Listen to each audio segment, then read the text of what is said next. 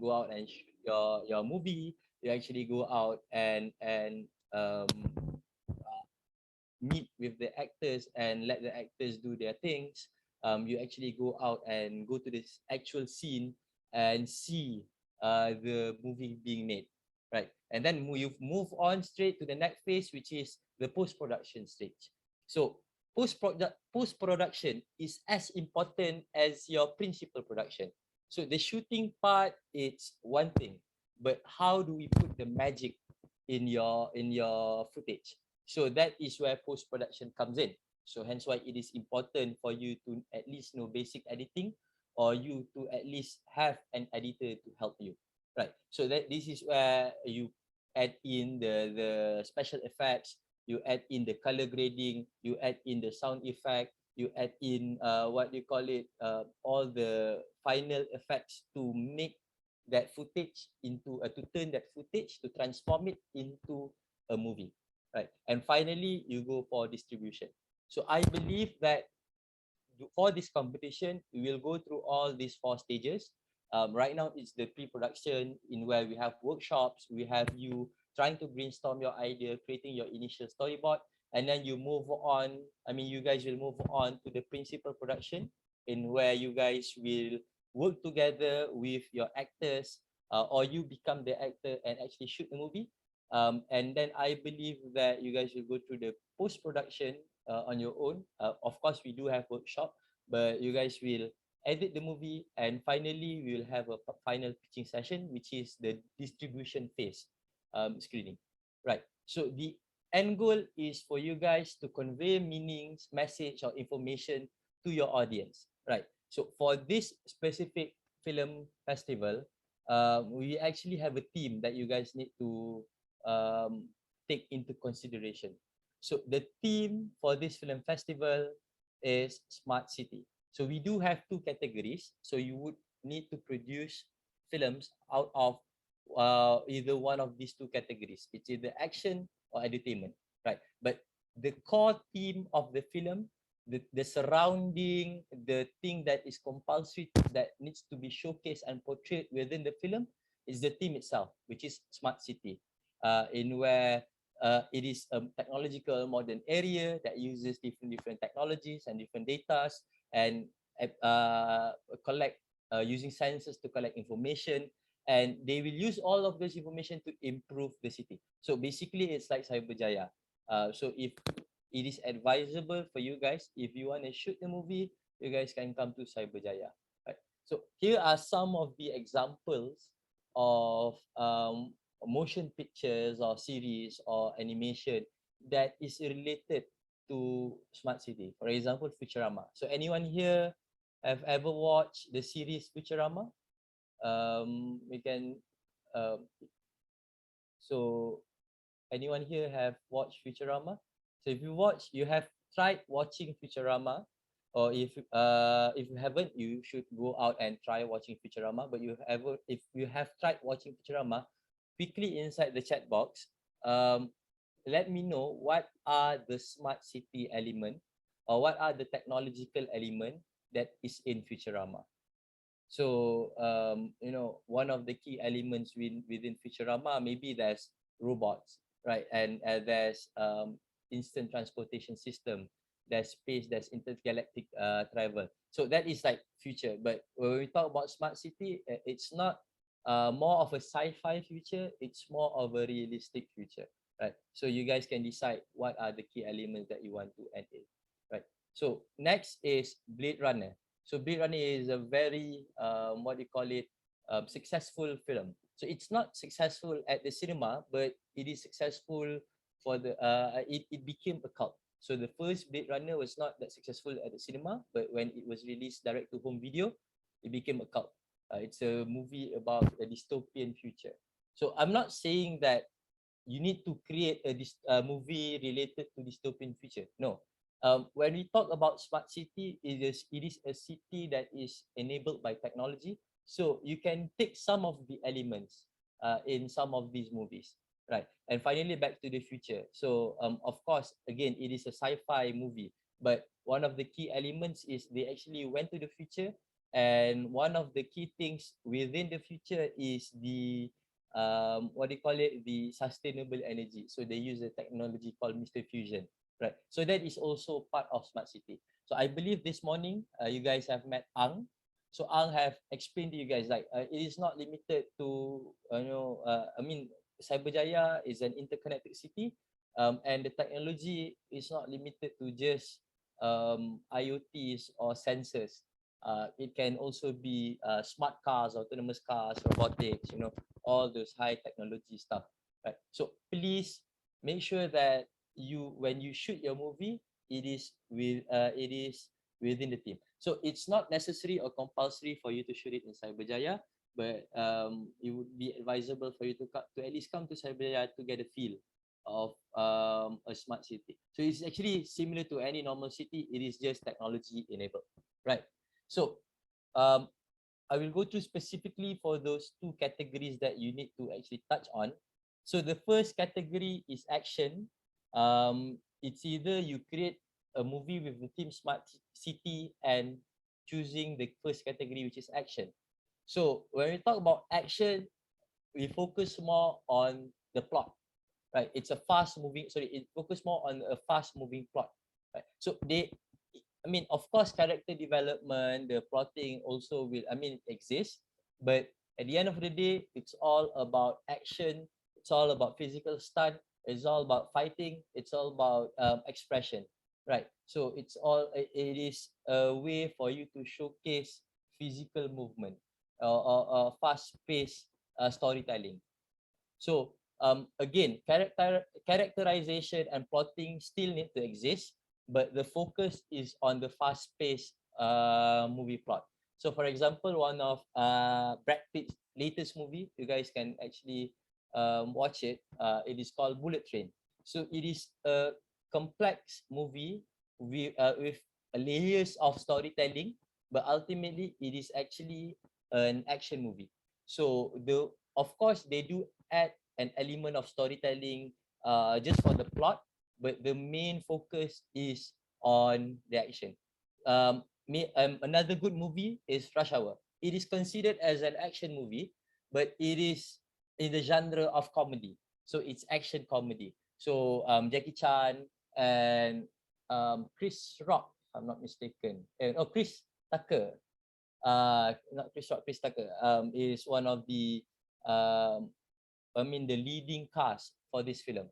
So, what we are trying to say is the genre itself doesn't dictate the mood or the plot of the movie.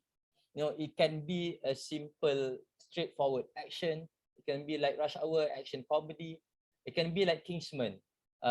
It is called an action film, like an hero movie. So action adaptation film. Right. So Kingsman is an adaptation from a comic book, and they actually translate it to the big screen. So this is it's like an action hero movie, like the Avengers, like Superman, like Justice League and whatnot, right? So and then we also have like Inception. Inception is within the action sci-fi thriller genre, right? So the director is one of I mean, it's a genius in creating intense movie. So you guys should watch Inception. You guys should watch Tenet. And all of the movies along the same line to actually get the vibe of action thriller or learn the vibe of action thriller. One of my most favorite movie, Indiana Jones. Um, Back then I used to have the box set. My sister bought it for me. This is one of the most epic action adventure film that have been ever been created. So Indiana Jones, it's within action adventure. So although when we talk about action film, we don't focus too much on the plotting, but the plot and characterization or character build up plays a crucial role for people to actually watch the movie up until the end, right? And finally, maybe James Bond movie, right? That's like the peak of action film. Of course, there's like many iterations of James Bond movie. and one of the uh, key things within a James Bond movie is three elements. Number one is the gadget. Number two is the car. Number three is the shooting scene or the fighting scene. Right. So the plot will always almost always be similar. It's almost always the same. Right. Taking over the world. A bad guy, evil bad guy taking over the world. The the the the story structure is almost similar across all movie. Some global catastrophe happen. James Bond will meet with the quartermaster to get their own stuff. I mean the gadgets. James Bond go out to do the mission, and James Bond went out and saved the day. Right. So action. It's a high intense action, pure action movie. So they one so if you are selecting this category for your short film, please make sure that you guys are creating a fast-paced movie. So of course, you guys need to showcase it within 10 minutes. So please make sure one of you guys complete the film, right? Finish the plot within those 10 minutes. So it's not like 10 minutes scene of people fighting, people pushing. You need to have a story. You need to have a plot. It's just that the plot is fast moving. Okay. So any questions about this genre, the action genre? No? Okay, awesome. So we go to the next genre that you guys can actually choose. So the next genre is edutainment. So it's all about education. It's all about teaching, inspiring. So the primary purpose of edutainment or educational film is to actually help your audience to learn about something. Maybe it is an idea, a concept, theory, or history. Right. So in history, edutainment film is one of the first film that has been produced, right? So because back then, edutainment film or educational film is important, especially for the government to like back then the government used edutainment film to relay an information or a message, or back then they use it to actually teach the audience on how to do certain things, right? How to do I mean how to make sure that you guys are healthy in school. So there's a lot of edutainment film being distributed in classrooms across all Americas. So edutainment film is very very delicate because it is very very hard creating a fun and engaging edutainment or educational film, right? So here are some example of educational film, like for example School of Rock.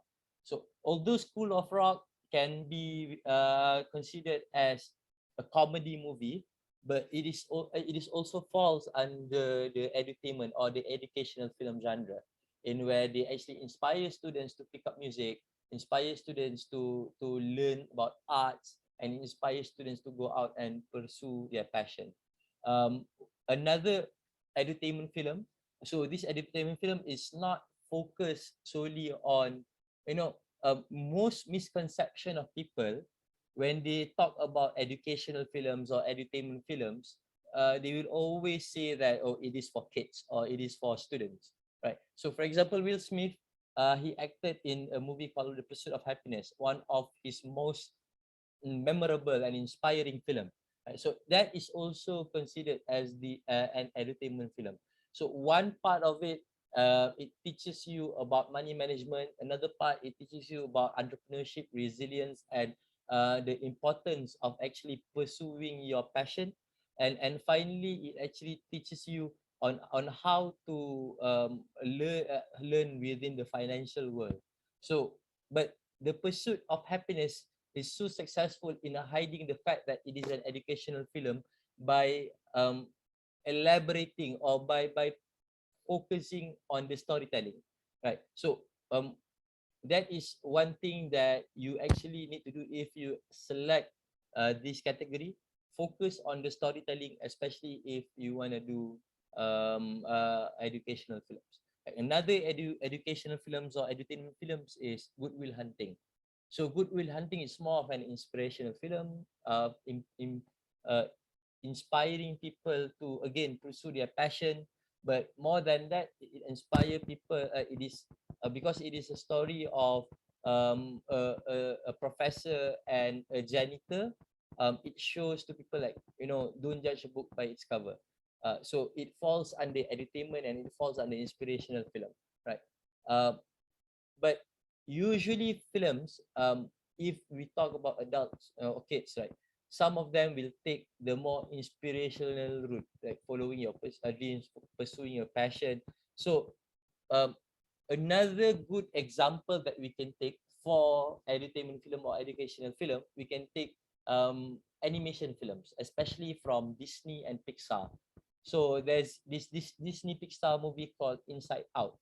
So on the surface, it is just a normal cartoon. It is just a normal animation. Full length animation produced by Disney and Pixar. But if you take a look closer, if you take a dive into the movie, in reality, it is actually an educational film. It teaches kids about emotions. It teaches kids how to control emotion. So, if you guys don't know, Inside Out is a movie about a person and the represent and a group of what do you call it, um people. I wouldn't say people, a group of character that lives inside this person's head, and it is a representation of that person's emotion. So the aim of them doing this is actually to educate kids on the various different types of emotion, that spectrum that human have, and how to control those emotion, right? So those are focusing on kids, but there are also film that actually educates adult, especially new parents, like films by Amehan. So Amehan is a guy who constantly create inspirational education movies. Like for example, Three Idiots, PK. So one of his movie, Tare Zamin Par, is a movie that focus on teaching new parents about the different autistic spectrum, right? But the way he tell the story, it's in the perspective of a kid and the perspective of an adult who actually have overcome this autistic spectrum. So this movie is very, very interesting. It teaches you a lot about what are the different issues that kids today face, and what are the different issues. What are the different ways in where you can actually do to help these kids, the special need kids, right? So Tare Zamin Par focus more on helping new parents learning how to actually um, um, manage these kids, right? And finally, one of my most favorite movie by Denzel Washington, Remember the Titans. It is actually based on true story, if I'm not mistaken. So it focused on the American football team. Focus on a group of kids in back then in America, the blacks and the whites, they always fight. So one of the problem within the movie, the plot within the movie itself is, in the American football team, it's all white American football team. They are starting to get a black coach, and the black coach started to have a lot of African American players within the team. So it's the struggle within for Americans back then, right? So it is a historical film, biography film, and it teaches more on the nationalism, about understanding or coping with different races. So especially for Americans, because they do have that issue back then. So this movie, it actually inspire the Americans to actually change their perspective, and actually open up their mind in accepting people who are maybe physically or slightly different, but actually at the end of the day, it's all human, right? So if you want to choose this category, the educational film or edutainment film, make sure the number one thing that you need to know is you need to truly identify your audience, right? Because one of the biggest issue of educational films, one of the biggest challenge of doing educational based film is if you do not understand what is the behavior of the audience, how does the audience learn, how do the audience consume information, what kind of jokes, what are the level of intellectual of your audience, right? It will be a bit hard for you to create an engaging story with the audience. So if you are creating an educational film for history buff, make sure that you try to understand, or maybe your audience is, you want to tackle those who love action film, or those who love history movie. So you focus more on the storytelling of the historical part. But if you want to target more on for example, kids, you need to have a lot of surprising element, need to be a bit more colorful. And if you want to educate parents, for example, like Tare Zamin Par, you need to play with emotion. You need to play with the struggles of everyday parents, right? So make sure that you guys either choose one of these two categories, entertainment or action film, and make sure that be flexible, because sometimes you need sometimes to tell a story, to tell a story effectively, you need to play with the plot. And sometimes, although your movie is from a certain genre, for example, entertainment or action, it will have elements from other genre. Okay, so are you guys clear on the educational film or entertainment film? Any question? So awesome. So if you guys have no question, we can move on. So one of the things that I want to just um, what do you call it? Give you a heads up. For stories like Sesame Street, or if you go to YouTube, you have a little brother or sister, or if you have a kid, they will watch this show called Blippi. Stories like Sesame Street, stories like Blippi, it is an educational content, but it does not fall under film, right? So one of the key element of a film is the plot, is the story itself, right? So one of the most important thing that you need to do prior to you deciding what movie to shoot, or deciding, prior to from you to decide like who is the actor and whatnot, you need to have an idea of creative, have an idea of the script, have an idea of the movie itself. So what you need to do, the first step is you need to create a draft of your script, or a draft or the outline of your story, the storyboard of your story, right? So one of the key things that is most important within your movie is the story itself. What is the simple plot, or what is the simple story that you want to tell? Remember, you will only have 10 minutes to actually deliver your point. So you need to plan properly what are the key things that needs to be included within those 10 minutes. So please write down a draft of your script, please put it on paper, and try to understand whether whatever that you've written down can be completed within 10 minutes. Okay, so next is you need to have the outline of the story, right? You need to have what do they call it, a storyboard. So a storyboard is actually a tool for you to understand what are the visual cue for each scene, right? What are the setting for each scene of the movie.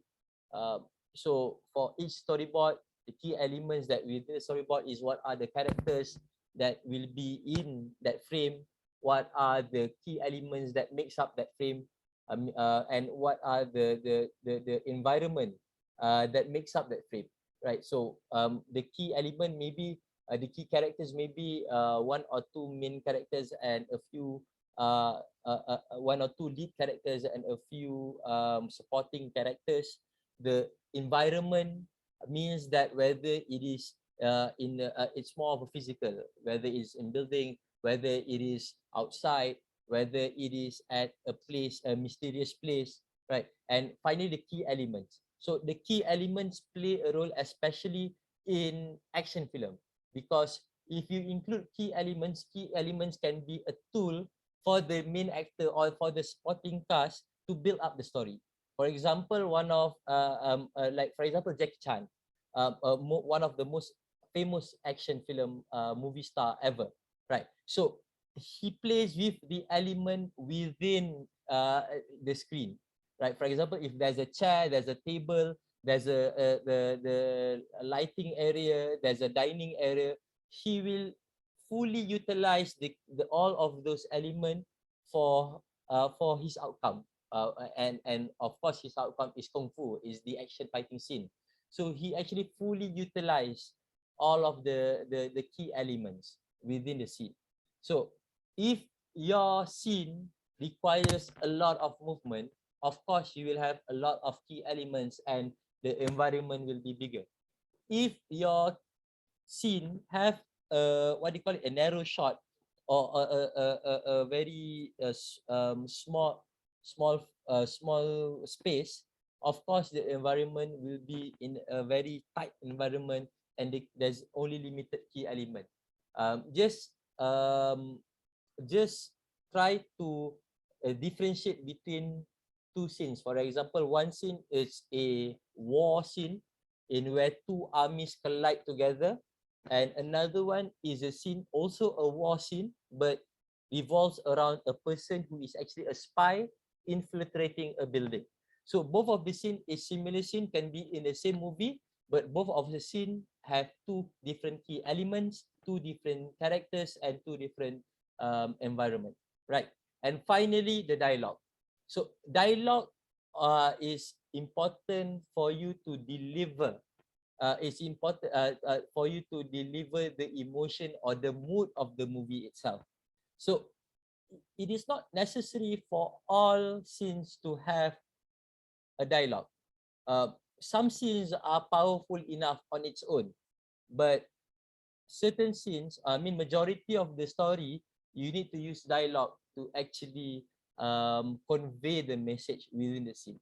There are some powerful scenes that have characters, but they do not exercise dialogue. They have, I mean, they are just quiet, be in the state of not talking. But sometimes that itself is a dialogue. So if you are a script writer and if you require the actor to actually sit down and keep quiet, you need to actually write it down there that you know you need to sit sitting down, keeping quiet and doing something, right? Doing something mysterious, doing something I mean or doing or sipping a tea, for example. So even in a very in a non-verbal situation, you still need to write down the dialogue, because dialogue is not limited to verbal communication. It is both verbal and physical communication. So you need to write down within the dialogue. Okay. So any questions about writing a script? So why is it important for you to start with writing a script? Number one, it's a way for you to speed up the process, right? Because of course, you do this. This is a creative process. Of course, you will have a lot of ideas in between. A script provides a standard guideline or a standard structure in where a goal that you need to achieve. So when a director have a script, their goal is actually to shoot the final scene of the script and put everything together, right? So if you have a script and a proper storyboard, a story visualization, you will speed up the process and indirectly you will save some costs. or a lot of cost, I would say, if you have a script and a structure. Number two is for the actors, the cast, especially to actually understand what is happening. So when you go for a Hollywood movie, they don't actually get the whole entire movie script. They will just get their part, right? So that is also your job, right? So you need to cast your actor and give them the part and explain to them like what is the situation within that scene. So they'll get scripts based on scenes, and they will only understand their scene. So without a script, it will be difficult for them to actually understand the key deliverables of the scene itself. And finally, it's important for you to have script, because good ideas or great ideas come from improving existing things, right? So as especially if you have a guideline, if you have a line that you need to, I would say, follow, it's easier to for you to integrate new ideas within the guideline as opposed to integrating ideas without guideline. Because if you integrate ideas with that standard guideline, it won't mess up with the plot of the story. But if you integrate ideas without the guideline, it would always most of the time it would change the story entirely, or it would change the script, or the story itself, right? So that is why important for you to have a pre-production phase in where you guys sit down within your team and actually plan the script, plan what is the story that you're going to tell. Okay, so how do you create an effective script?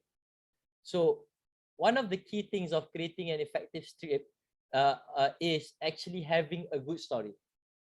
So generally, a basic structure of a story will be divided into 3 acts: the setup, the confrontation, and the resolution.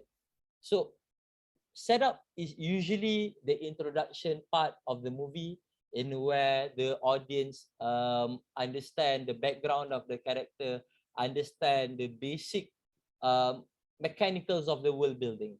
Like for example, Star Wars. It is if you take a look at the first ever Star Wars movie, um, he George Lucas actually started off with a simple explanation of the plot, right? Explanation of the plot of the movie itself. So plot of the world and the mechanism of the world.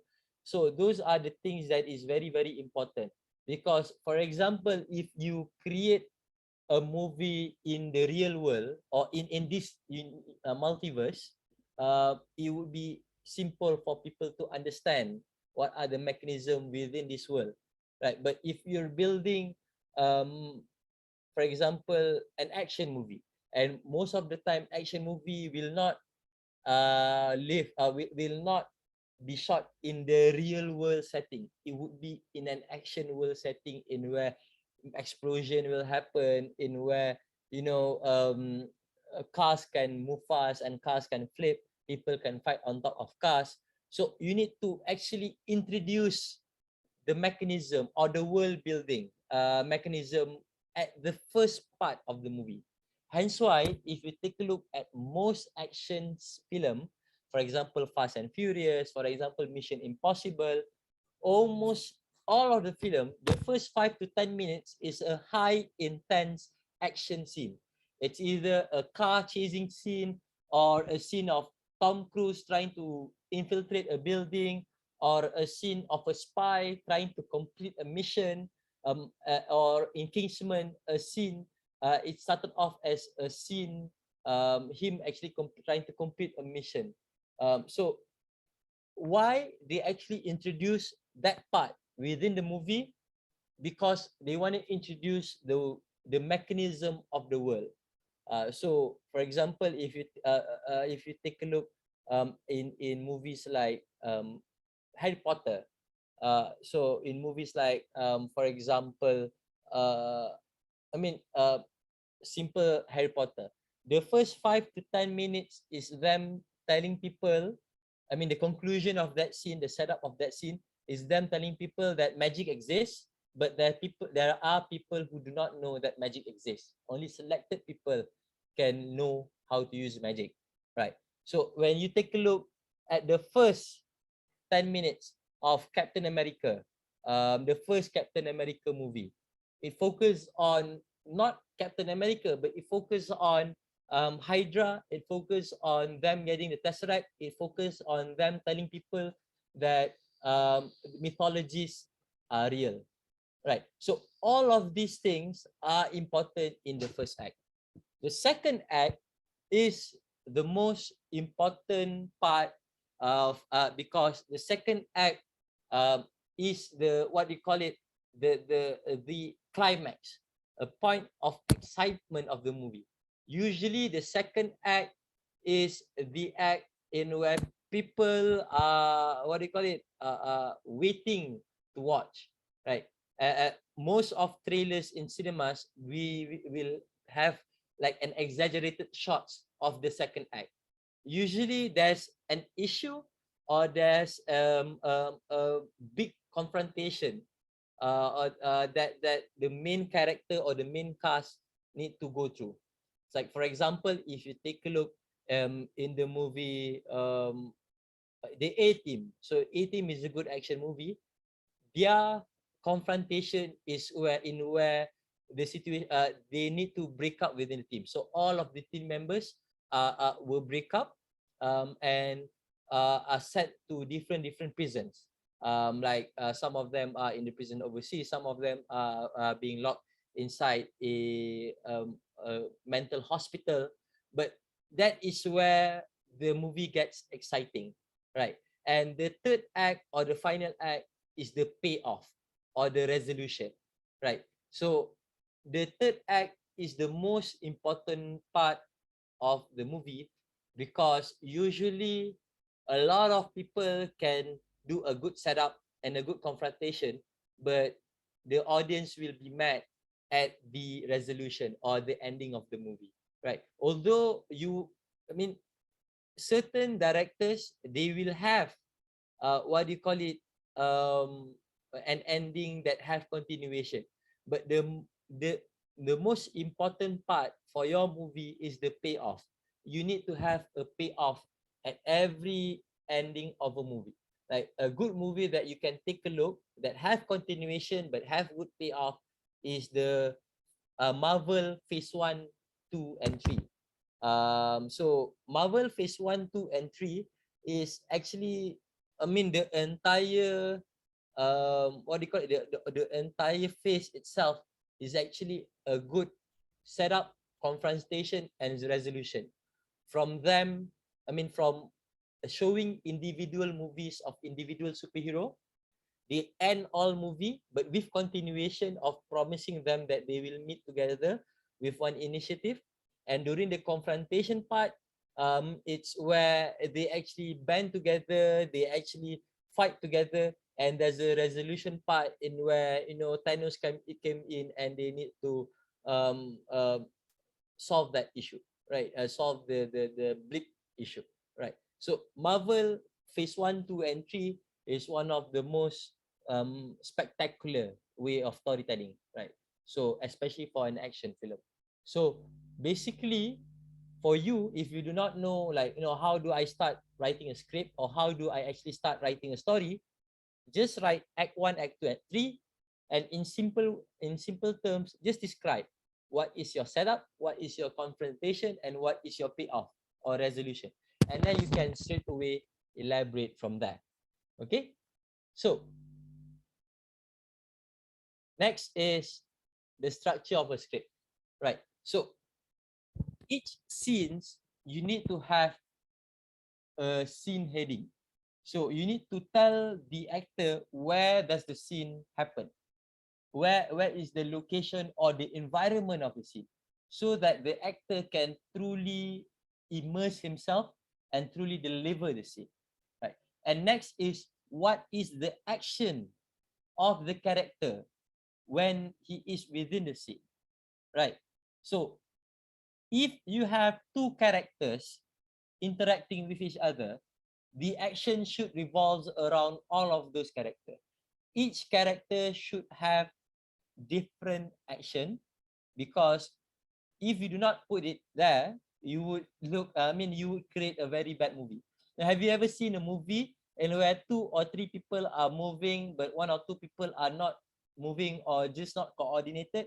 So if you take a look at big budget movie, um, almost all of the characters, all of the cast, from lead to the what do you call it, the um sambilan, the part-time cast, all of them will have an action, right?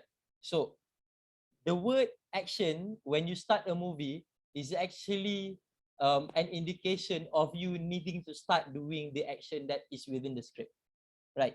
So when there's an interaction, of course they will have dialogue. So you need to write down what is the dialogue, and for each character.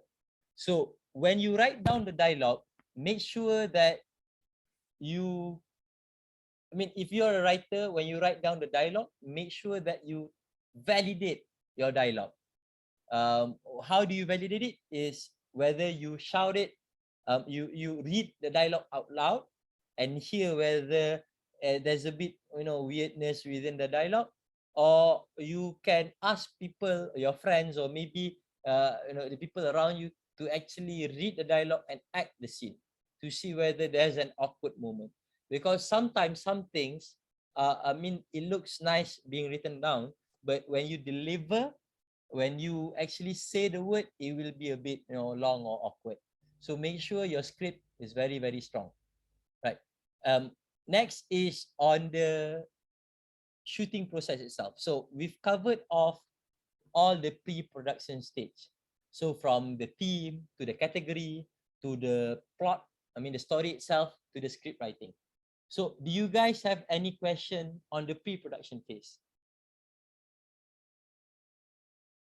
Maybe you guys have any issues on what the good stories that need to be told, or maybe you guys do not have any idea. So keep in touch with us.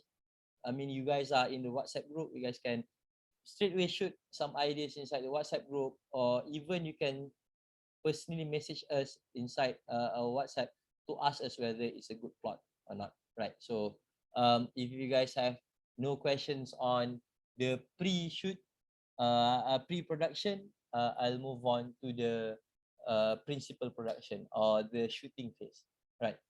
So let's try to understand what is what actually you need to do during the main process or during the shooting process of the video. So first and foremost, this is like a no-brainer rule of thumb: do not shoot a portrait video. Shoot a horizontal video. Do not shoot vertical, because most monitors or even a website are at a landscape, landscape view. So it is on a horizontal view. So you don't want to go to the cinema, right, and see a horizontal movie. So or you don't want people to, especially your editor, if you shoot it portrait or vertical, if you want to edit it inside the horizontal, they will have like a black screen on top. So you don't want to, if you are the one who will be shooting the video, you don't want to give trouble to your editor, and you don't want to waste your money going out and trying to reshoot your movie. So make sure you shoot at at a horizontal, not vertical. Okay. So um first and foremost, how to shoot a proper video is for you to understand the rule of third. So all good movie or all good photographer or videographer will shoot their movie or will shoot their subject. So for example, a subject is the main element that you want to showcase within that scene. That element can be the person itself, or an object, or a scenery, right? So the subject should should be 2/3 or 1/3 of the way up, right? So it's not in the middle. It should be 2/3 or 1/3 of the way up, right? Because it if you shoot it on the 2/3 part of the frame, so you imagine your screen, there's two lines, there's three boxes horizontally, and there's three boxes vertically. So you need to fill in 2/3 or 1/3 of or leave a gap of 1/3 of the camera. So you don't put your subject at the middle. So why do you do this? Is for you to create a dynamic communication with the audience, right? If you put it in the middle, of course there are a few techniques that you can do to put your subject in the middle, but most industry practice or most standard movies, it will all of them will abide by the rule of third. So if you wanna, I mean, if you do not have any experience in this, if you wanna just try to get a simple experience, you can, take your smartphone out. You can go to the camera part of your smartphone, and one of the settings that within the smartphone is you can actually see grids, grid line. So if you take a look in the camera, there will be like a simple line within your smartphone. So those are the grid line, and make sure you only cover 2/3 of your phone. So usually cameras nowadays, they will have like a grid line, but if by some chances, you are using um by some chances you are using what do you call it, a camera that do not have grid, you just need to imagine that there are like three boxes on the vertical and three boxes or horizontally. So in total there will be like 9 boxes. Okay, so and one of the things that usually amateur videographers or amateur filmmakers is that they do is they always don't abide is the 180-degree rule. So you can only cover one side of the scene. Do not try to attempt to cover 360. Why? Because most of the time, when you go to a production set, most of the production set, they won't come just 2 or 3 people. They'll come like bringing in a lot of equipments. So they will have like 180 line. I mean, they can only shoot things that is in front of them. If they start going over 180-degree, they will see equipments that they bring in. They will see like their crews, or they will have like elements that should not be within the script. So for you to control the elements that you have within your screen, make sure you only cover up to 180-degree. So mean to say that you just need to make sure that you shoot, like you have a line and shoot on one side.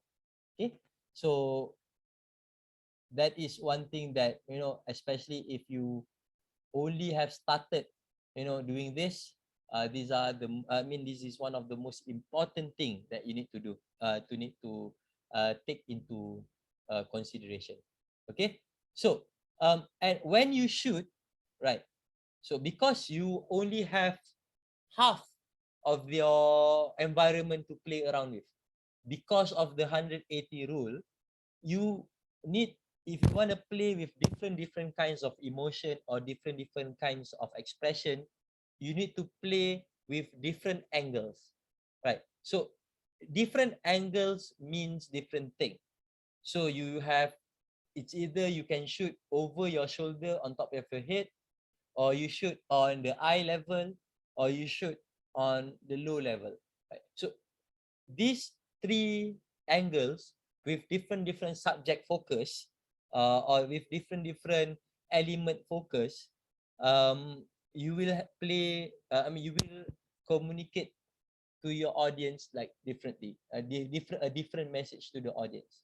For example, the eye level shot. So eye level shot is the most it's one of the most normal shot ever within a movie. It usually one it usually um this shot is usually used to show the expression, the facial expression of your subject. For example, if you want to show anger, if you want to show shock, or if you want to show love, you take an eye level shot, because a good actor will show their emotion, will express their emotion at this area, the eye area, and your audience need to get captivated with the eye of the subject, right? So usually eye level shot is focusing more on emotion, right? Focusing more on facial expression.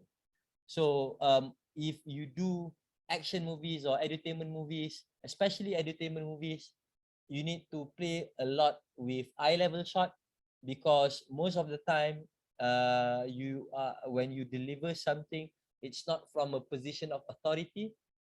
It's not the aim, it's not to tell people to do things or to tell people that you need to do this and this. The aim of an entertainment movie is to educate, is to inspire. So there's a lot of emotions that need to be played around, right? So next shot that you can play is high angle shot. So high angle shot usually shows authority. So usually shows that the subject have less power than those who the subject is observing. For example, if you take a look at the Avengers, the first Avengers movie, when the big monster, the Chitari monster came in to the world, uh, came into New York to actually destroy New York. There is a scene where Thor and Captain America look above. It's like the it's like the subject, or the subject is have less power than the thing that he is looking at. So if you use high angle shot, make sure it is from the point of authority. It is to showcase that the subject have less power than the subject, than the element that is looking at the subject, right? So another shot angle that you can play around with is low angle shot. So low angle shot can be a way, like if you take a look at high angle shot, the subject within the shot have less power. If you take a look at the low angle shot, the subject within the shot have the subject within the scene have high power. They have authority. It shows that the subject is supreme as compared to the one that he is looking at. So if you take a look, usually low angle shot, it's usually it's on the villain, or at the payoff scene, or the final act for the hero, right? So it's either one of those two. One of the best, one of the most interesting or memorable low angle shot is on the final part of the Avengers, in where all of the Avengers are at looking at Loki. So it's the POV is Loki's POV. They are looking at the Avenger, and the Avengers are pulling their weapon, trying to do something to Loki. So that is a good low angle shot, showcasing that Loki is less powerful. So it's from a Loki's point of view. Loki is less powerful than the Avenger, which is on the subject within the screen itself, right? So over the shoulder shot usually focus on conversation, right? Conversation between two or more subject. So if you want to do conversation shot and very, very intense, if you want to focus on the dialogue itself, you use over the shoulder shot. So over the shoulder shot, it only shot at the subject. You know, the front part, the front face will show the subject that is actually speaking. The you will shoot over the shoulder of the subject that is receiving the information, right? So certain movies, they use over the shoulder shot as a way to do mysterious, or to showcase like that scene is mysterious. For example, there are over the shoulder shot in where the subject at the back is talking, and the subject in front where you can see the face is receiving the information. Usually this shot is on the act one, the front part of the movie, in where the villain has not yet been introduced. So over the shoulder shot is a very powerful shot when you want to communicate between two or more subjects. So if you take a look at the movie Captain Phillip, so it's the first picture. It's a very powerful over the shoulder shot playing with three subjects. One subject is communicating, trying to convince the subject that is at the back. You know, you can see the back of the subject that is receiving the communication. But at the back of the subject, there is another element, which is an element of power, the authority trying to ask Captain Phillip to shut up, right? So 2 or 3 conversations happening with one over the shoulder shot. So over the shoulder shot is very, very powerful if you use it at the right moment, right? So another shot is over the head shot, right? Over the head shot usually uses drone, as well as the theme of our, what do you call it, of our short film festival. You need to use a drone, right? So one of the scene that you can use is over the head shot, right? Over the head shot, usually it's not like bird's eye view aerial shot. It's just on top of your head, and usually it shows either one or two things. It shows the volume of people, or it shows the height. It exaggerates, what do you call it, the metric system lah. It's either you falling from a high tower, or you want to show that there's a lot of people within coordination, or there's a lot of people within the scene. So usually it only shows, I mean, it's not too high, it's not on the aerial part, it's just on top or over the head, right? And you have another shot which is called God's eye view or bird's eye view, right? So usually this shot, I mean, just like if you take a look at the over the head shot, you can use drones or rigging. And if you fly drones for over the head shot, it's usually static. But if you take a look at the God's eye view, usually you will need to have an aerial shot. So the drones need to fly high and take a look at the entire scene. So the entire, what do you call it? Uh, the entire scene of the movie, right? So usually God's eye view is to showcase the complexity of the environment. Like for example, in the Fast and Furious franchise, they use God's eye view to showcase multiple cars chasing each other within a complex road. For example, if you take a look in Blade Runner, right, they use God's eye view to showcase that the city is so modern. You can also use God's eye view to showcase that the environment from prior to, for example, a natural environment that is so beautiful. Or you can also show God's eye view to showcase the damage that has been done to the natural environment, right? So it's very simple. I mean, I won't do this quiz, but the first shot is the over the shoulder shot. The second shot is the low angle shot. The third shot is also the low angle shot. The fourth shot is the high angle shot, and the fourth shot is the over the shoulder shot, right? So so of course, when you do your shooting, you will not shoot like straight away. If it's a 3 hours film, you will not straight away shoot 3 hours film. you will shoot your movie. That's why it is important for you to have your storyboard, because you need to shoot it scene by scene, right?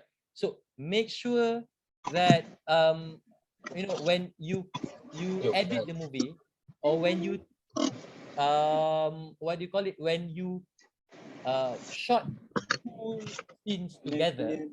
Di bawah back to back tu ada ganja. You suruh I bawa. Esok Ha. cakap bawa for me lighter. I tanya 2-3 kali I tanya nak bawa lighter ke sini. Yeah, sorry. Who is that? I think there's an issue.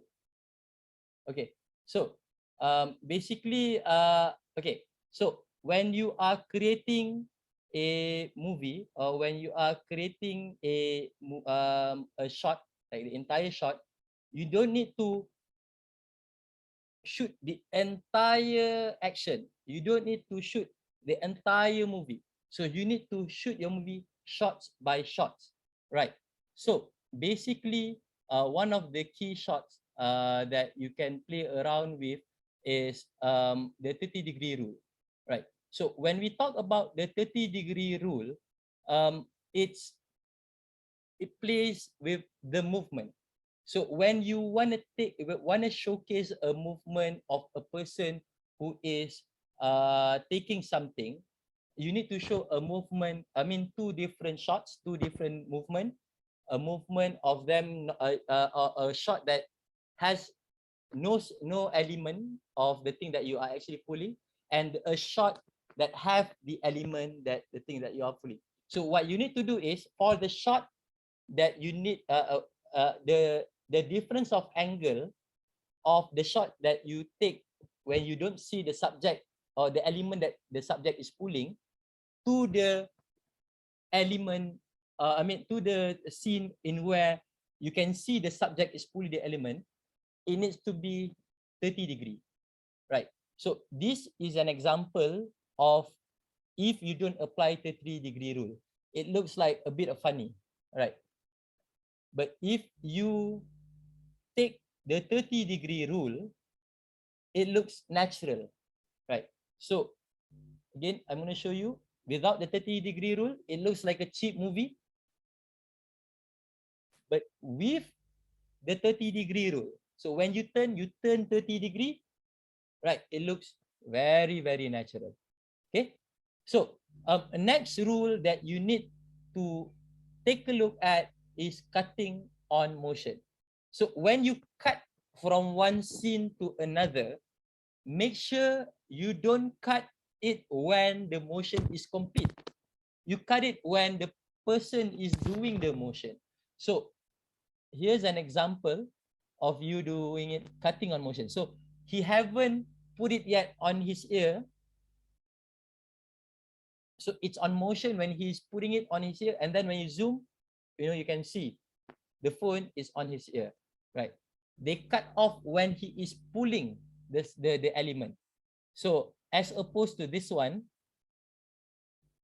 the subject have pulled the phone to his ear, then it's go inside. So it looked a bit of awkward or a bit off, right?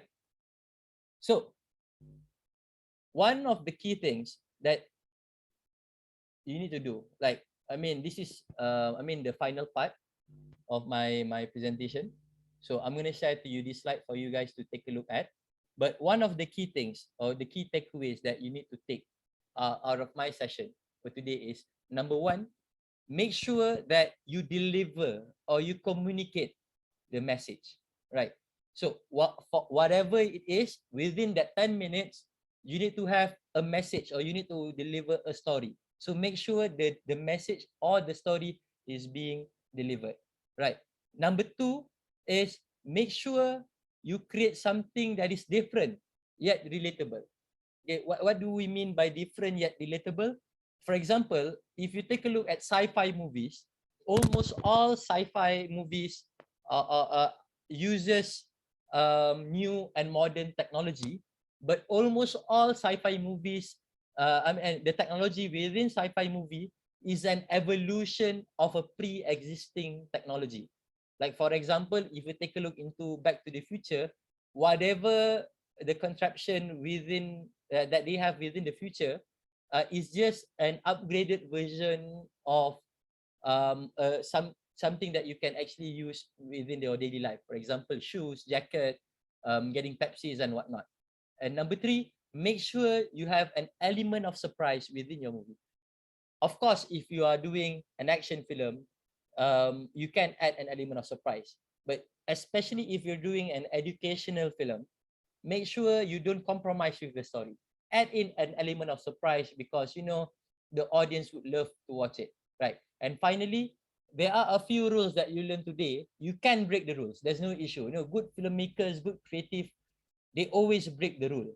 But um,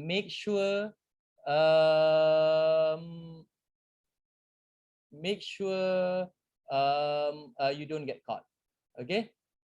So that is one thing that you need to understand. Okay, so I think that is all from us.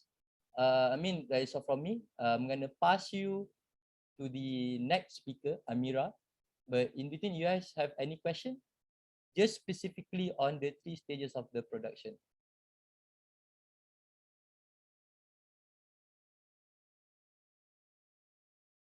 Okay, awesome. No question. If you guys have no question, no worries. I'm gonna pass you guys. I mean, give us 5 minutes. I'm gonna pass you to the next speaker. If you want, I'm gonna share you the link for this presentation for you guys to take a look inside the presentation and maybe try to learn something. Okay.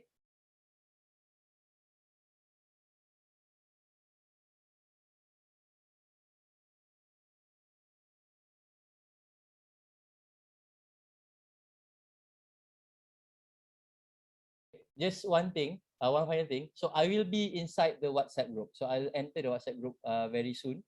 So one of the things that you guys can do with me being in the WhatsApp group is number one, you guys can find my name and you guys can ask me if you already have a plot or if you already have a script, you guys can straight away ask me.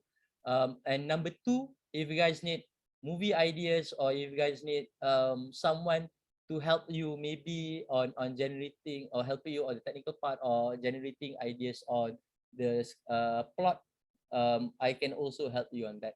So inside the chat box, I've actually shared to you the link to my presentation just now. And if you have any further questions, you can ask within the WhatsApp group. Thank you. Bye.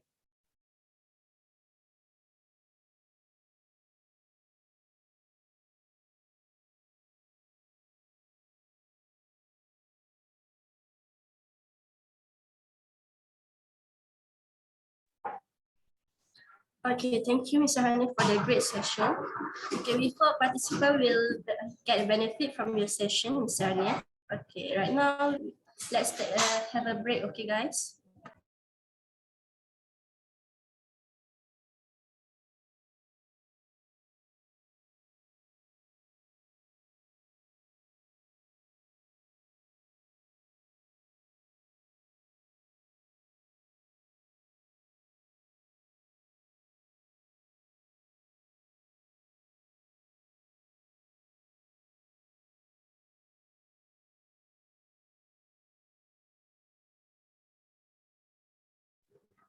Only 5 minutes, guys.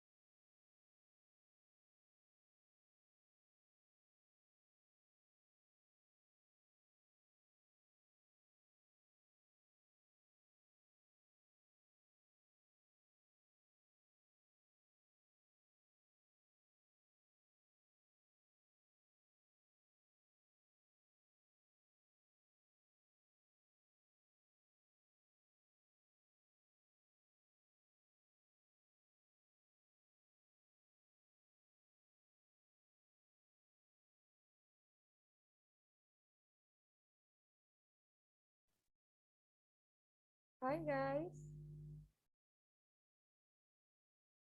Is everyone ready to start our next session?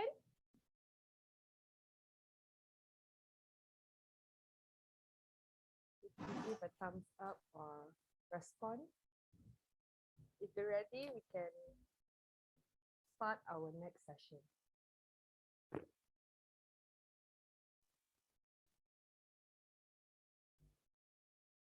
All right, awesome.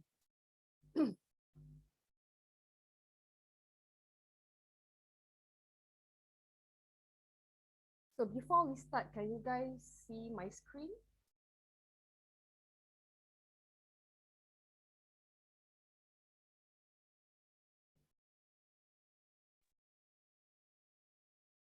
Awesome. Hi guys. Hello everyone. I'm Mira Zaha. I'm the creative director of Youth Ventures. So how's your day today with all of the trainers? I heard that you've been learning a lot of introduction to the filming industry, right? So for my session, I won't take much time. I'll be explaining about the things you need in designing, whether you create a video, whether you create a poster, the key things that you need in designing.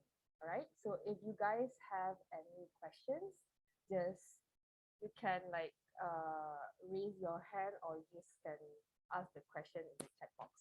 All right. So if I'm going to go through my slides, then you can just like, okay. So are you guys familiar with Canva? Who here is familiar with Canva and who isn't? Can you guys tell me in the chat? All right. So most of you are familiar with Canva. So I get that nowadays it's easier for you to create your slides, your logo, your posters, even your videos in Canva, right? So when you create anything, when you design anything, the most important thing is actually the branding that you want to deliver to your audience, right? What kind of market, what kind of audience are you trying to reach? Okay, so branding is very important because it creates a personality. Even you as a human being, right? You need to have a personality to attract people, to attract your own, your own clique, your own, what do you call it? Groups of people that have the same wavelength. So you need to build a personality, an interesting personality so people will remember. So it goes the same for anything that you design, whether it's an event, whether you want to build a film production, right? Anything that you want to create needs to have a branding. So when I say about designing and branding, what do I mean by that? Right? So first and foremost, of course, you need to create a logo. In creating a logo at Canva, right, it's easy. You can just create a simple logo for a start. But the most important thing that you need, the elements that you need inside your logo is that it cannot exceed, it's not that it cannot exceed lah, but it's best not to exceed 3 color code. So after this, I'll explain to you what color code is, right? So as you can see in Youth Ventures logo, right, there's only 3 colors. The red color, blue, and the yellow, right? I only use these 3 colors. So whenever I design anything, whether it's my slides or the posters to the events or videos elements, I'll be only using this color to represent my materials, right? Because we want to build the brand, right? So why maximum 3 colors? Because you want to have a personality. Again, branding and personality, it's kind of the same, right? So you want to build a personality for your brand. You want something that is easy for people to remember. If you have too many colors inside your logo, it's a bit hard for people to it's hard for you to implant your logo in people's brain because there's too much going on there, right? You want it to be simple. Maximum, if you want to use banyak colors pun, at least 3 colors maximum, right? For example, you see Grab. Wherever you go, you'll see like the same green color. Or Food Panda, it's pink and white. That's it, right? So just play with as minimal color as possible.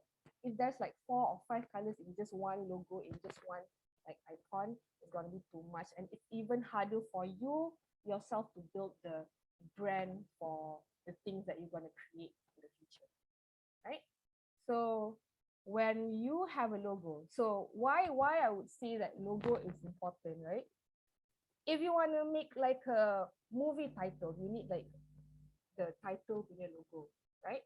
If you want to create your company, you need to your film production, you need to have a logo. So this logo should be put like everywhere in your thing because you want people to remember. Okay, even for youth ventures, whenever we create an event, the certain event has a specific logo, right? So in the logo, you have that 3 colors. So you see the 3 color code in your branding kit. So in Canva, if you can see at the sidebar when you open the home page, right? You can see the brand kit at the sidebar, brand kit button. So when you click that, you can actually save your brand colors. So these are the brand color that I save for you. Okay. I talked about color code. So you see the hashtag below the color. See this, the hashtag FCBD32. So whenever you move the cursor here, whenever it change shade, the shade of colors change, the code is actually different, right? Okay. So it's important for you to save your color code. So when the next time you design, you don't use a different yellow or a different red, right? You'll be using the same color code, same shade of red or yellow over and over again. That's how you maintain the brand, right? Now, in designing a poster, yes, you can have, okay, for example, like this slide, right? I use more than 3 colors. What do I mean by that? First, I have this red, yellow, and then blue, and white. I use white as the background. So the white background is considered as 4th color code. All right. Any shades that you use inside the design is considered as the color code. So 1 shade, 1 color code. 2 shades, 2 color code. If you use red and a lighter shade of red, it's 2 color code. It's not like 1 color code. It's not just red. So you get me on color codes as of now? So you can use like, okay, boleh kalau you want to use like so many colors in one design, but make sure the 5th and 6th color doesn't overpower the whole design. So what I mean by this is, if you design, for example, you already put all your brand color, right? Your brand color total with the background color, you have a total of 4 color code. But you want to add like the 5th color code. For example, you want to add a lighter yellow or an orange, for example. No problem in that, but make sure it doesn't exceed like 10% of the overall color that you use. If it exceeds 10%, the 5th or 6th color exceeds 10% of your overall design, it won't represent your branding anymore, because the main color is yellow, blue, and red, right?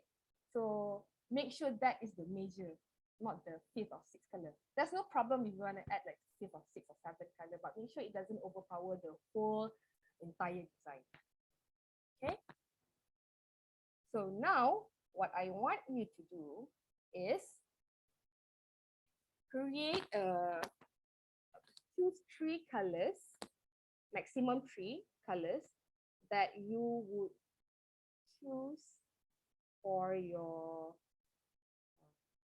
production, that you the color that you would be using throughout this program with your projects and everything. So I want you to list down maximum 3 colors.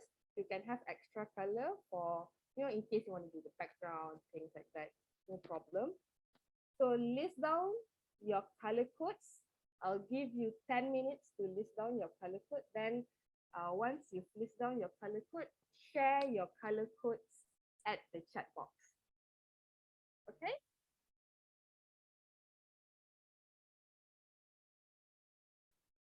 Does anyone have any question for the first activity?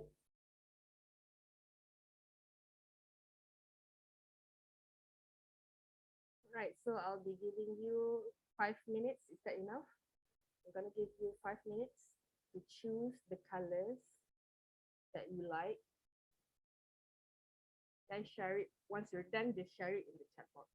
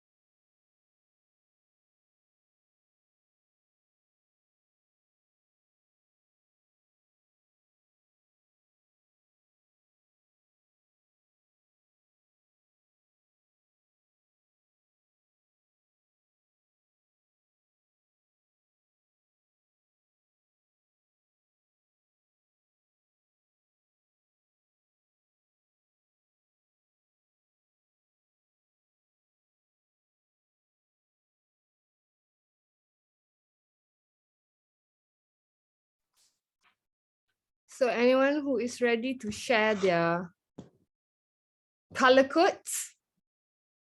Awesome, Faris. Awesome. Praveen. Okay, dark maroon, purple, gold. Okay. FEC. So what's the color, Faris, for your codes?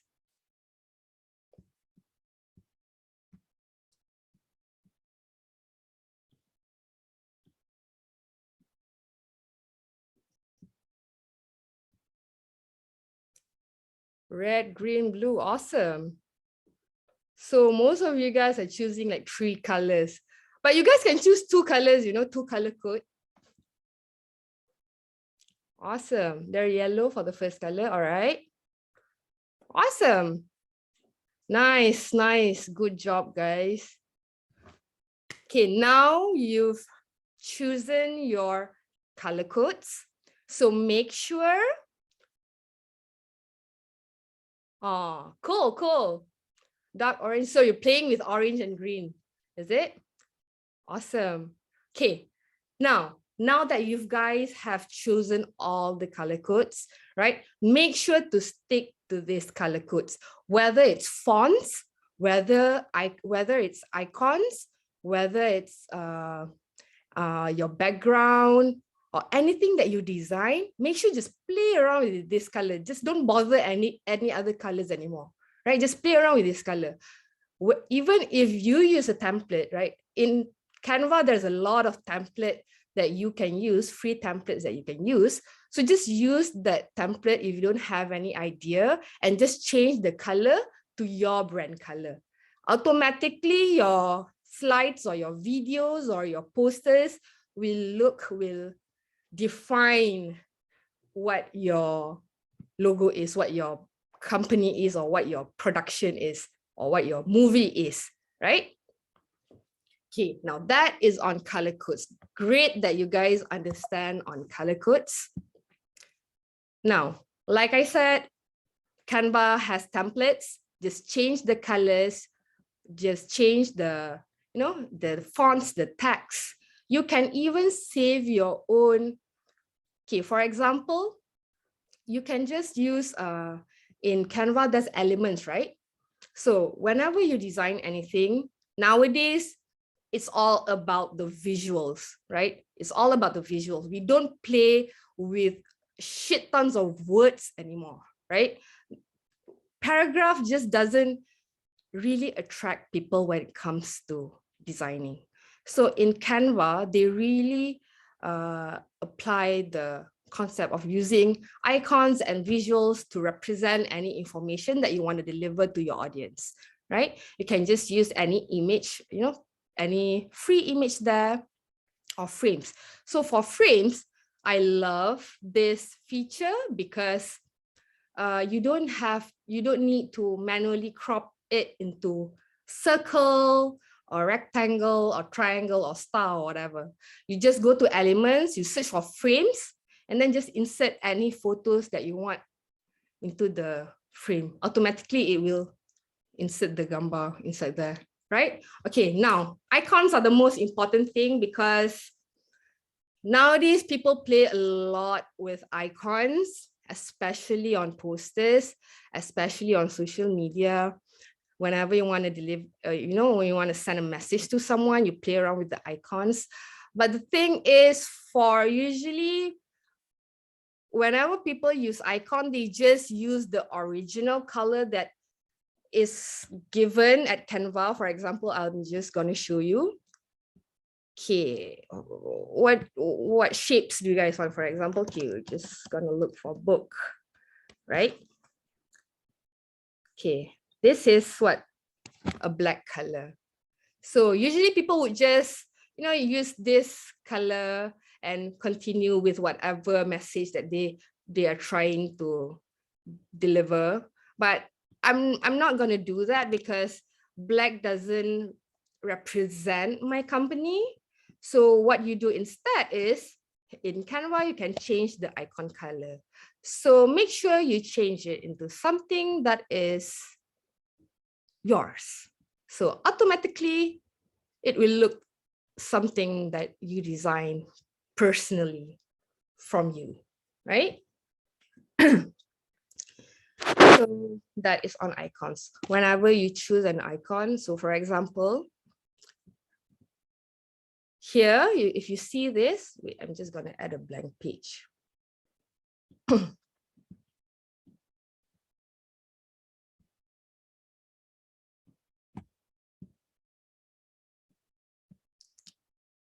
So there's so many colors in this book, right? kind of like use Ventures color, but kind of don't. So what I'm gonna do is I'm just gonna change all the colors into my brand. So here you go. Automatically it looks something from Youth Ventures. See how easy that is. See why color codes are very important for you to see, for you to play around with. So for example, if you want to create a logo, a simple logo, just add a text. So in logo, you need to have at least an icon, a unique icon that resemble what you are. And then make sure it's easy for people to read from afar. For example, this.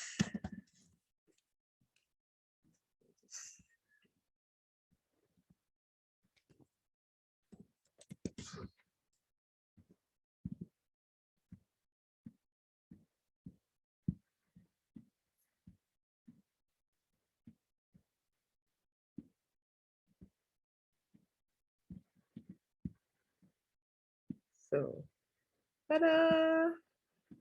You got a logo. Just create a simple one, something that is easy for people to remember. You know? So you got a logo. That's it. That's the simplest way of creating a logo in Canva. Just choose any icon that you like. You can combine two icons. For example, I choose books, and then I choose another icon, you know, pencils.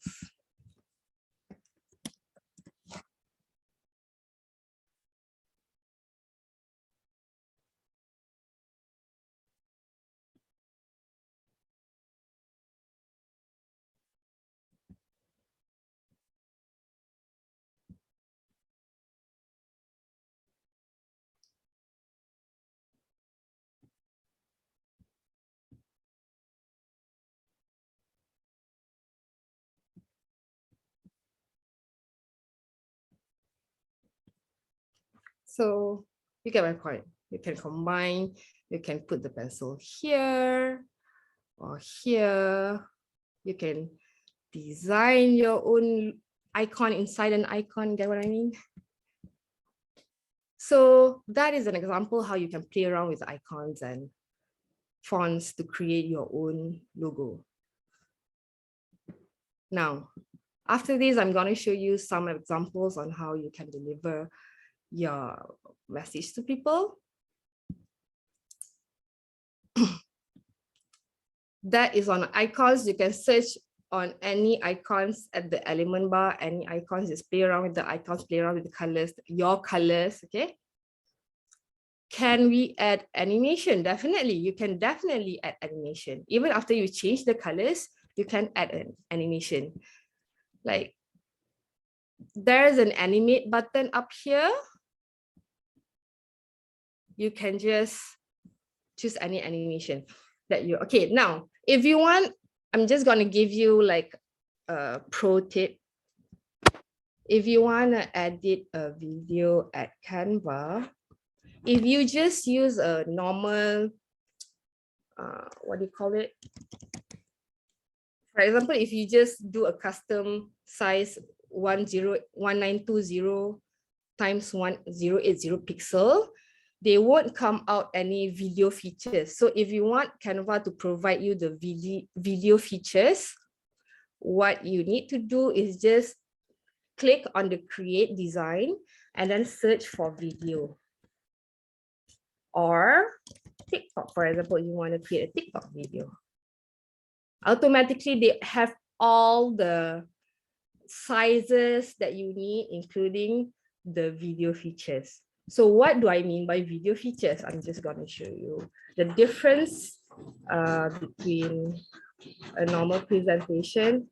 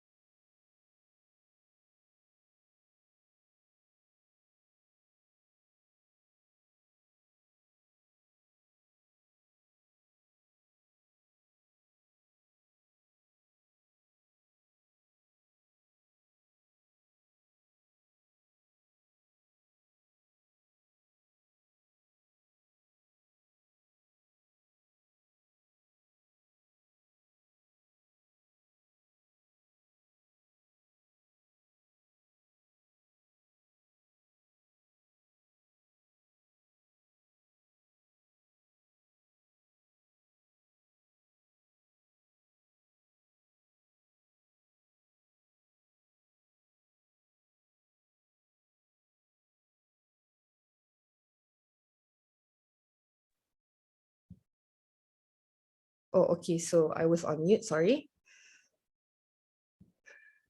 So here is the difference between the video and the presentation. If you use the video template, there is a video player feature down here, if you can see. So that is the difference if you use a normal file and a video template. So it's easy, like I said again, just search on the create a design here, click on the create a design and search anything that you want. Make sure it's a video format lah. If it's video, then the video feature will appear at the bottom. Compared to the normal presentation, the normal presentation doesn't have the video feature down here. See? So that is on if you want to add an animation and if you want it to be easier for you to edit your video. Because down here, if you have the feature down here, this video player feature down here, it's easier because you can control the audio, where you want to put your audio or where you want to put your text, where you want to put your, the graphics and all that lah. So I really recommend you to use the video template if you want to create a video, because the normal one won't appear the player below, right? So yes, you can add animation, but that is just if you want it to be easier for you. If you want to create a video, you can what do you call it? You can have the video player feature down there. So you can just add any audio. You can search any free audio that you can use here.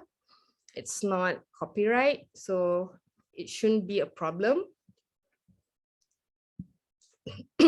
So do I answer your question on that?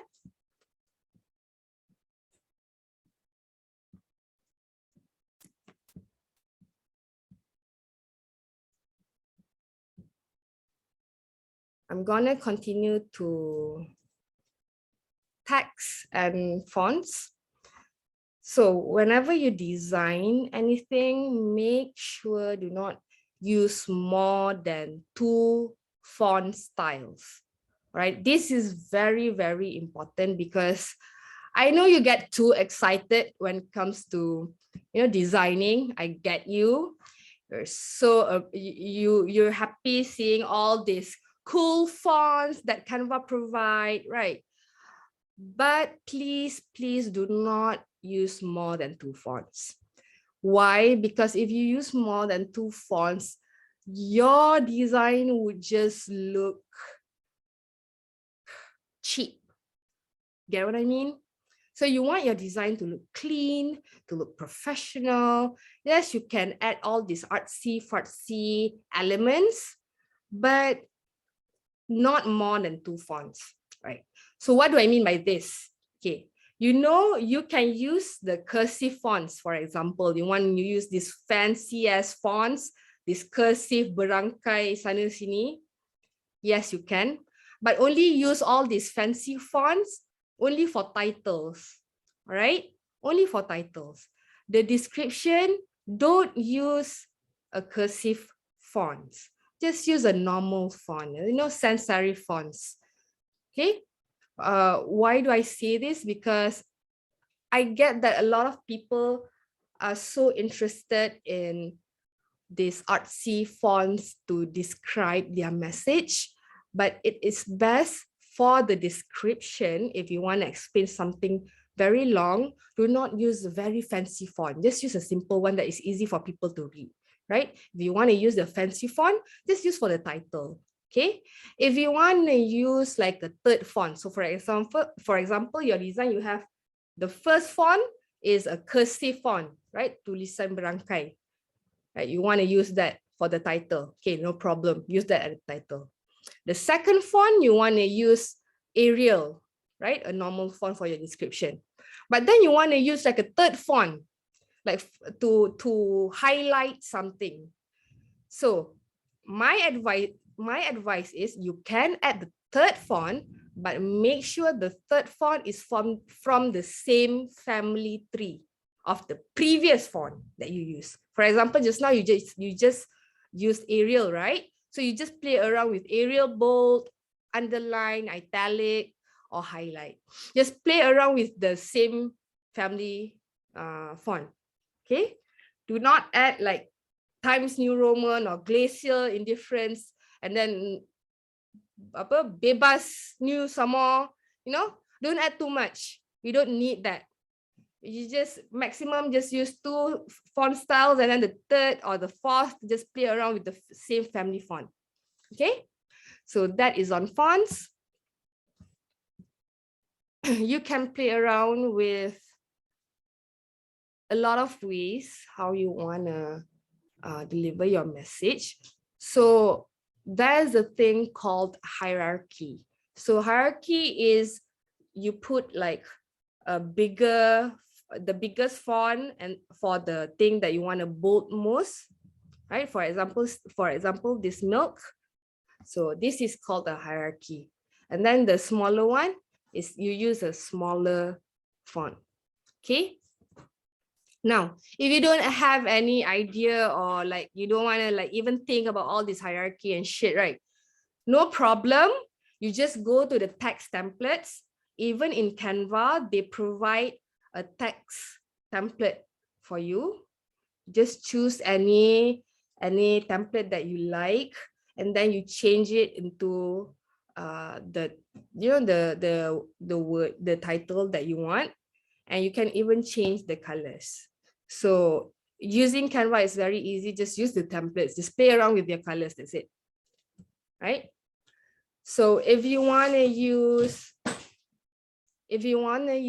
a background with pictured background with pictures, and then you want to put like words in front of it, right? It's best for you to blur the picture a bit so that your font would not, so that it's easy to read your font. Because if you want to use picture, then you want to put font at the front, it's a bit hard for you to read. So what you need to do is either you do a black and white for the picture at the back, or you blur the picture a bit, right? So if you want to use a solid background color, please make sure you use a contrast color that you can read from afar. Like for example, this pink background, solid background, right? They use a white colored font. So it's easy for people to read. You don't use red on pink, right? You don't use the light orange on this pink, for example.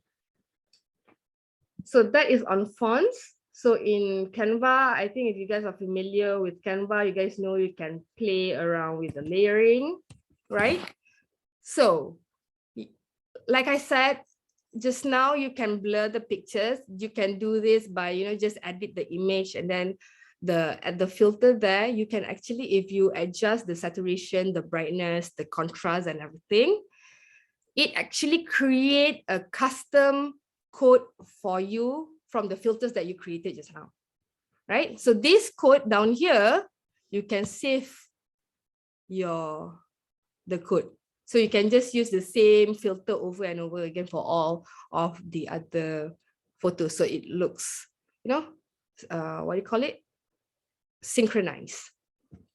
So you can customize your filters and save the code as well at Canva.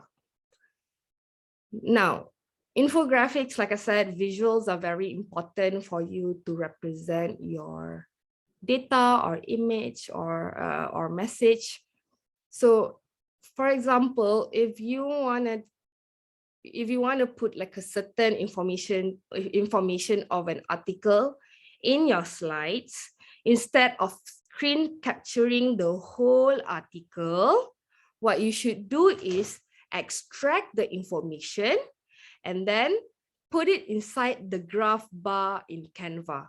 So in Canva, you search for charts or graph bar. It will automatically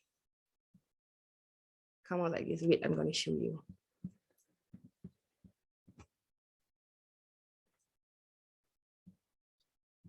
So here at the element, at the sidebar, at the elements, if you can see that there's charts. click on see all, you can play around with, icons if you don't want to play with graph, right? You can use, there's a lot of things that you can play around with here. Instead of screenshotting the whole article, just extract the information, important information that you want people to know, and then just insert the numbers here. You can, if for graph, you can, for graph, you can insert the information. This one, yeah, here. See the data? So you don't need to like create your graph manually anymore. Just play around with icons, play around with the things that Canva already provide. Play around with a lot of visuals. There's a lot of things that you can do at Canva. Don't put too many words at everything, right? Okay.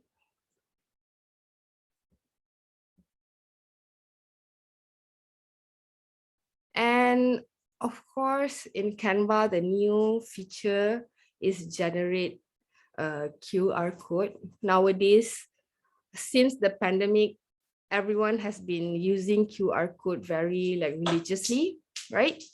So putting a QR code in your slides or in a place where you want people to get engaged or in contact with you, it's important for you to know how to create the QR code itself.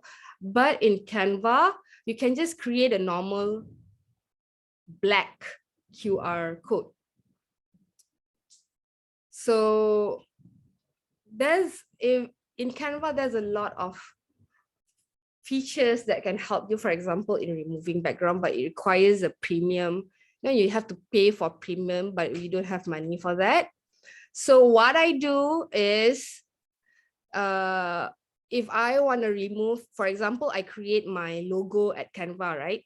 So, but then when you save your logo, there's like a white background at the back. You want that white background to be gone because that's not part of your logo, right?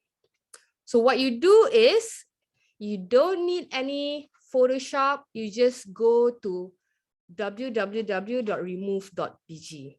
So this platform, I tell you, really helpful because I don't have any, background in designing back then, and I don't have the skills as much. I don't have the money to pay for Adobe. I don't have the money to pay for Canva Premium to remove the background. And this platform really helped me in removing any background that you want, like even your photos, even, it's a photo that has so many elements at the back, they can even remove that for you. Even after I've learned Adobe, after I've learned Illustrator, after I've learned all these professional platforms for designing, I still up until now use this website to remove any background image I want, because it's so easy. You just upload your image and then they will automatically remove the background for you. It's like less than 1 minute, your background is gone. So it's that easy. It requires you no skill, man. So yeah, bear in mind, even if you're not a designer, even if you're not gonna continue or whatever, remove.bg is very important for everyone. It really is. Like, for example, let me just tell you, if you want to create a passport photo, for example, right? In Canva, you can remove the background, but the thing is, in Canva, you need to pay for premium in order to unlock that feature. So what I do is, back then, I just take a random, just a selfie photo, take a picture of myself, then I just upload in remove.bg. I remove the background, and then you paste with any biru or white or anything plain at the back. So that's how I do it, right? Now, I did say that Canva has a lot of icons for sure. But again, with Canva, there's certain things that are premium. So I always find ways on how I can design something premium, but without paying anything, right? So what I do is I go to Flat Icon. So at flaticon.com, you can just search for any icons that you like. You can edit the icon there, change the background, change the brand color at the Flat Icon website, and then just save. They will save the icon as a transparent background. So if there's certain icons that you like is not in Canva or it needs to be premium, you just go to Flat Icon, right? Now, I did tell you that at Canva, you can create your QR code, but I like to customize my QR code as well. Because like I said, whenever you design anything, make sure that everything resembles your brand. That's how you create the personality, right? So even when it comes to QR code, I will be using my own brand color. So how do you do that? You just go to QR code monkey. So if you guys need this information like after the session, you can ask the person in charge. I will pass my slides to them for you guys to use, right? So no worries on that. So you can use QR code monkey. You can just Google, you go to Google, you Google QR code monkey. You can insert any link. You can use any colors that you want. You can even custom the, what do you call it? The pixels inside the QR. Right here, you can custom the design. You can put your logo inside there. So this platform really helps me as well with my QR code because it create a QR code that fits my poster design, right? So that is how you can create a QR code for free, a customized QR code. So now,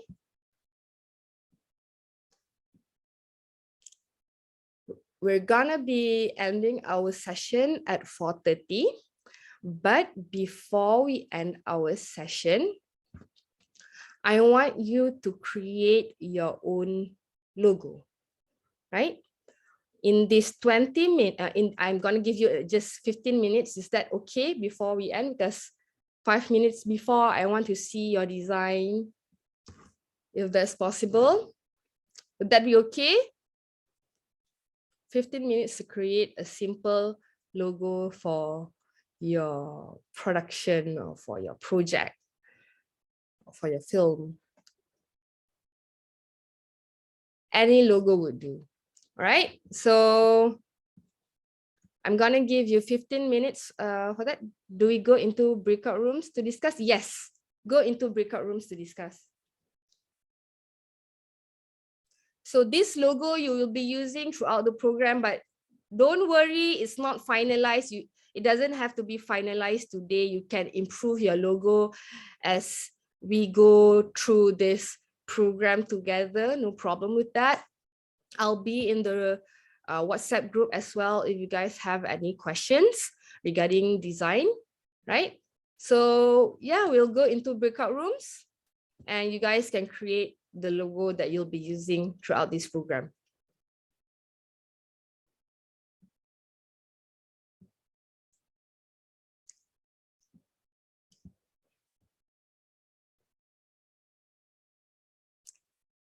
Can I have someone to do the breakout rooms? Okay. Okay, wait.